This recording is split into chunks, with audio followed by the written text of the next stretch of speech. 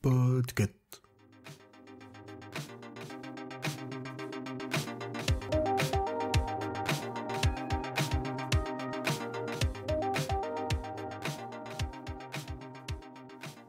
Bonjour mes chers Watlisters, ici Corée, je vais vous parler de Nosferatu, qui est une série en 2 saisons de Jamie O'Brien, disponible sur Prime Video depuis 2018, et qui est une adaptation du livre du même nom écrit par Joe Hill. Cette magnifique série va vous parler de Noël, de raptes d'enfants, de monde alternatif, de familles brisées et d'Amérique en déclin.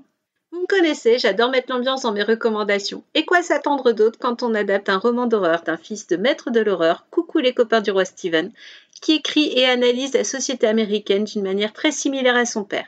Et croyez-moi, j'aimerais tellement être une petite souris dans la famille King quand, en fin de repas, ils échangent leurs idées d'histoire. Nosferatu, c'est l'histoire de Charlie Manx, un homme qui enlève des enfants pour les sauver.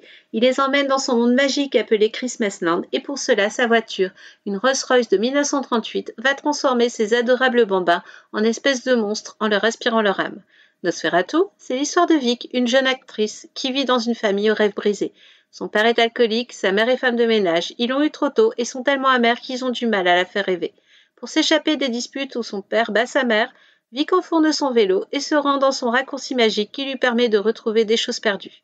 Elle va y rencontrer une médium, Maggie, qui va lui donner d'autres indices à l'aide de ses lettres de Scrabble.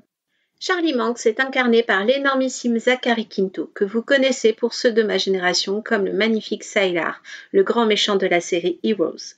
Mais pour les plus jeunes d'entre vous, vous l'aurez vu incarner le jeune Spock dans le reload de Star Trek.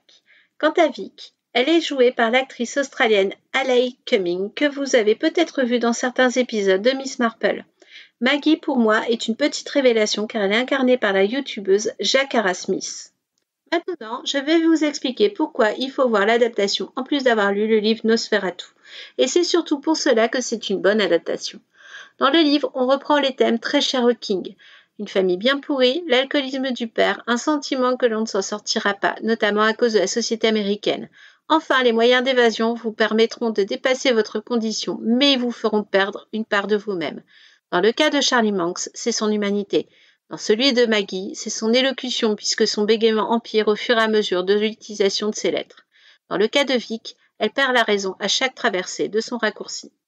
C'est ce qui est commun dans la série comme dans le livre. On y voit une critique de la société actuelle, on y voit les erreurs commises par les parents et souvent reproduites par les enfants. On y voit des gens brisés par la vie et qui choisissent de passer ou du côté obscur comme Charlie Manx ou du côté de la lumière comme Maggie et Vic. Et là encore, nos deux héroïnes sont loin d'être parfaites, elles font des erreurs, sont amères et ont aussi conscience de leurs travers. Ce qu'apporte la série, c'est l'histoire de Charles Manx, qui montre qu'à la base, il est tout aussi humain que nous. Vu son grand âge, nous le voyons un peu plus diabolique et surnaturel dans le livre, alors qu'il s'humaniserait presque dans la série. Et on saluera la performance de Zachary Quinto pour cela. On s'attardera aussi plus sur la vie des pensionnaires de Christmasland. Et surtout, merveilleux cadeau de la série, les clins d'œil sur l'univers de King sont accentués. Effectivement, dans le roman, nous avons une seule allusion mal traduite à Dr. Sleep, lorsque Charles Manx parle d'une vraie.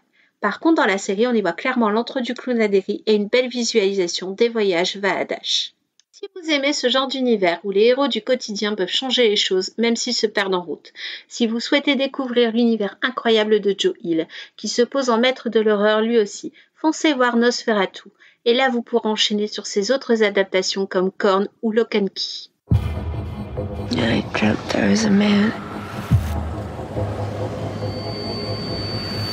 He was involved in something. Daniel!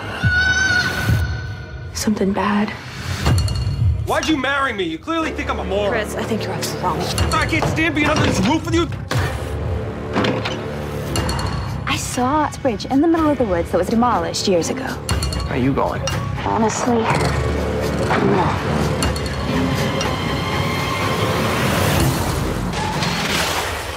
Vic McQueen?